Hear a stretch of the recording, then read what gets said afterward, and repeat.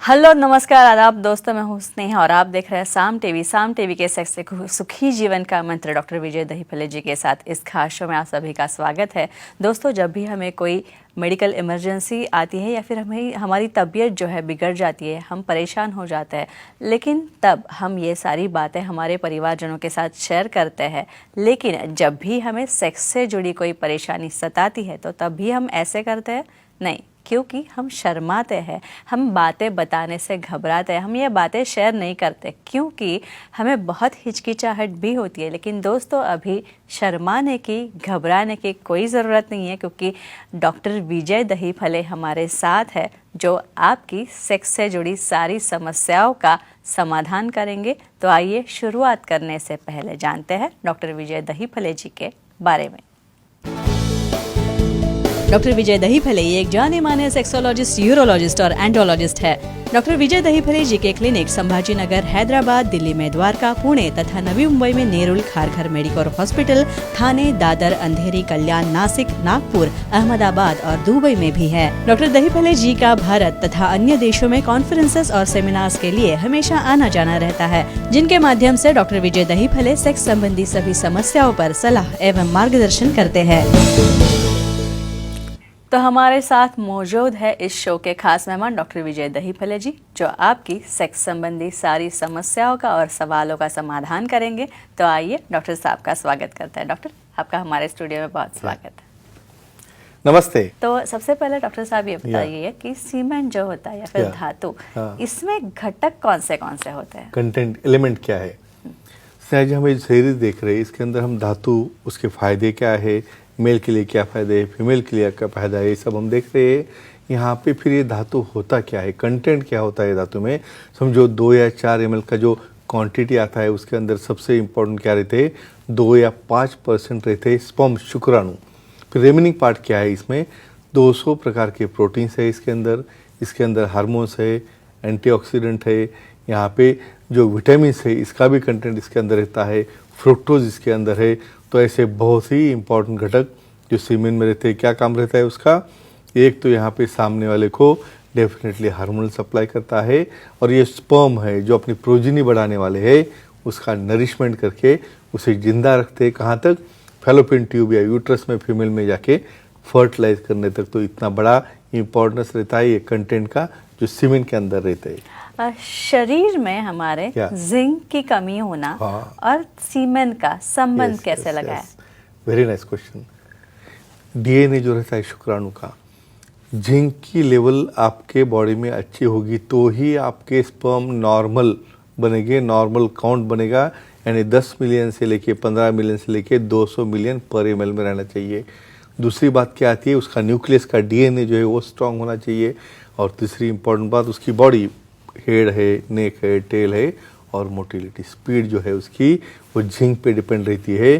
तो जो forward progressive motility है वो 50% से ज़्यादा रखने के लिए, नॉर्मल फॉर्म्स 50% से आगे रखने के लिए, और प्रेगनेंसी होने के लिए अपने बॉडी में जिंक की कमतरता न होना बहुत इंपॉर्टेंट है। और कुछ उसमें चेंज होगा, कुछ फूड से, डाइट से। हमारी सुखी जीवन के मंत्र की बुक में काफ़ी अच्छी इन्फॉर्मेशन इसके अंदर दी गई है, उसे रेफर कर सकते हैं। डॉक्टर साहब, अगले कॉलर है दिलीप जी कल्याण से, आपसे बात करना चाहते हैं। दिलीप जी, पूछिए आपका सवाल।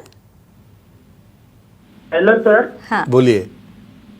धातु का प्रयोग खाने की रेसिपी में होता है क्या, जानकारी दीजिए। इंटरनेट में जाके इन्होंने देखा है, लेकिन इसकी जानकारी रहना चाहिए।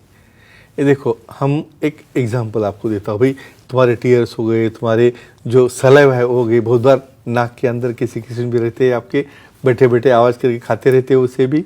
और आ गया पार्ट सीमेन का, नॉन इन्फेक्टेड। मैं अगेन आपको हमेशा डिस्क्लेमर में देता हूँ कि नॉन इन्फेक्टेड अपना ओन और नॉन पार्टनर होगा। तो बेसिकली ऐसे एलिमेंट्स प्रोसेस करके यूज़ करते हैं। शायद आपको लगता होगा डाइट सीमेन अगर किसी रेसिपी में गया तो ये नॉर्मल कंटेंट कैसे काम में आते हैं।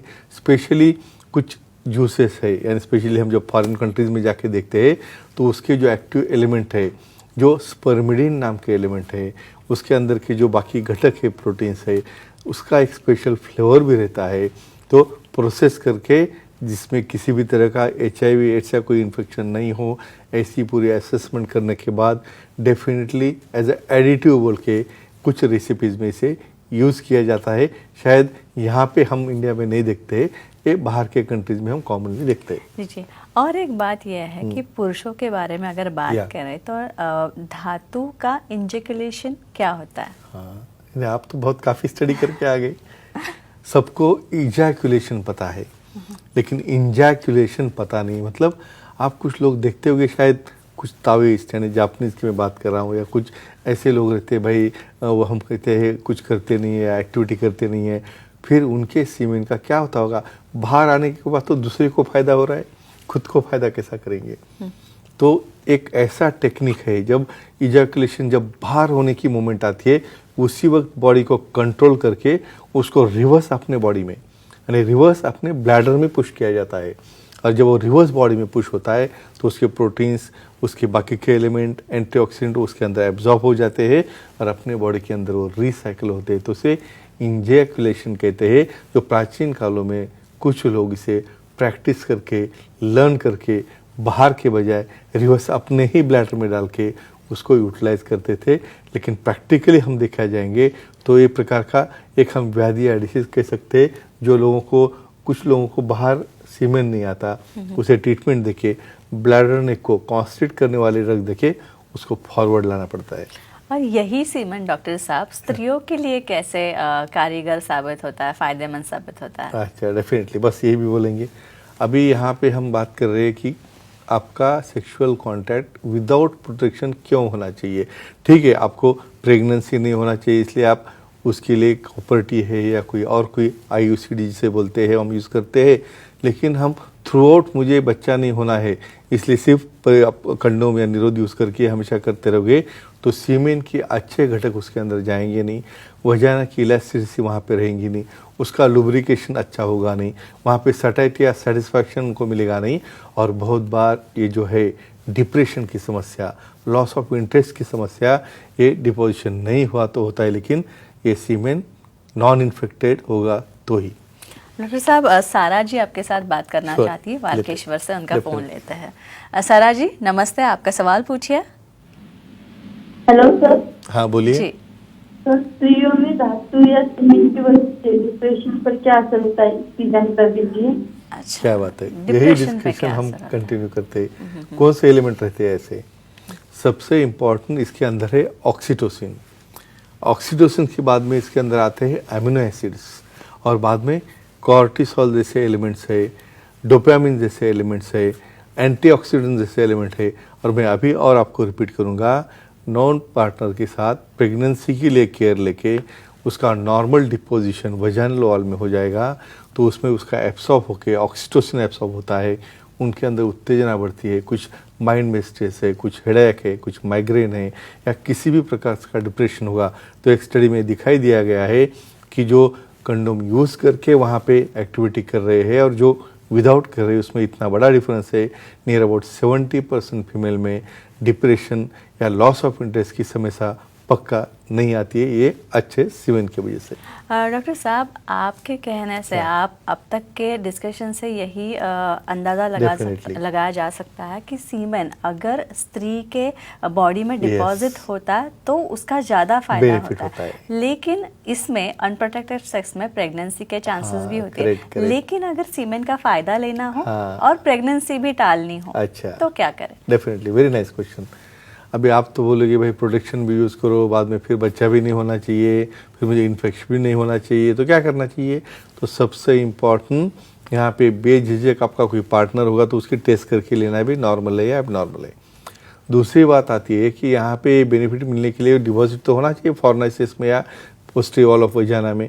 तो IUCD यानी हम कॉपर टी बोलते हैं, या बहुत बार ये मल्टीलोड कॉपर टीज रहते हैं, तो ये यूज़ करने से वहाँ पे प्रेगनेंसी भी टल जाएगी, आपका नॉर्मल एक्ट भी होगा, आपको नॉर्मल एंजॉयमेंट विदाउट प्रोटेक्शन भी मिलेगा, और सीमेन का बेनिफिट भी पक्का मिल जाएगा। ये TGF बीटा फैक्टर धातु या सीमेन के बारे में क्या होता है? अभी ये तो काफ़ी, ये तो उम्मीदा सवाल आपने लिया है। It's a very nice question. यही और एक हम जो घटक देखते देखते जा रहे हैं, ट्रांसफॉर्मिंग ग्रोथ फैक्टर बीटा, ये क्या रहते हैं ये फैक्टर्स? देखो, हम कहते हैं हमारी मेमोरी है, हमारा ब्रेन अच्छा रहता है, हम शार्प बनते हैं एक्टिविटी करने से। क्यों बनते हैं?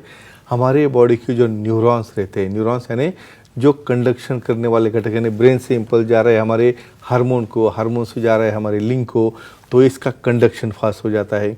उसके न्यूरॉन जो रहते हैं ब्रेन के, वो अच्छे हो जाते हैं, ब्रेन का टिश्यू हेल्दी हो जाता है। और ऐसे ट्रांसफॉर्मिंग ग्रोथ फैक्टर डेफिनेटली आपको अलर्ट बनाते हैं, स्मार्ट बनाते हैं, आपकी मेमोरी बढ़ाते हैं। तो फ्रेंड्स, ये सीमेन नॉर्मल हेल्दी पर्सन का नॉन इन्फेक्टेड होगा तो ही आपको फायदे हैं, अदरवाइज उसके साइड इफेक्ट तो हमने ऑलरेडी देख चुके हैं। जो है जानकारी आपने दी, आपका बहुत बहुत शुक्रिया। Thank तो you. दोस्तों, ये थे हमारे खास मेहमान डॉक्टर विजय दहीफले, सेक्सोलॉजिस्ट, यूरोलॉजिस्ट, एंड्रोलॉजिस्ट, जिन्होंने सेक्स समस्या और उनके निदानों पर, उनके उपचारों पर बहुत ही अच्छी जानकारी दी है। तो अगर आप भी डॉक्टर साहब से सलाह लेना चाहते हैं तो स्क्रीन पे जो नंबर्स आपको दिख रहा है तो कृपया वो नोट डाउन करके ले लीजिए। तथा अंधेरी, दादर, नवी मुंबई में नेरुल, खारघर में मेडिकोर हॉस्पिटल, ठाणे, कल्याण, पुणे, नासिक, संभाजी नगर, हैदराबाद, नागपुर, दुबई में भी डॉक्टर साहब के सेंटर्स है। इन सबके नाम्स और एड्रेसेस हमने दे रखे हैं, वो आप नोट डाउन कर लीजिए। तथा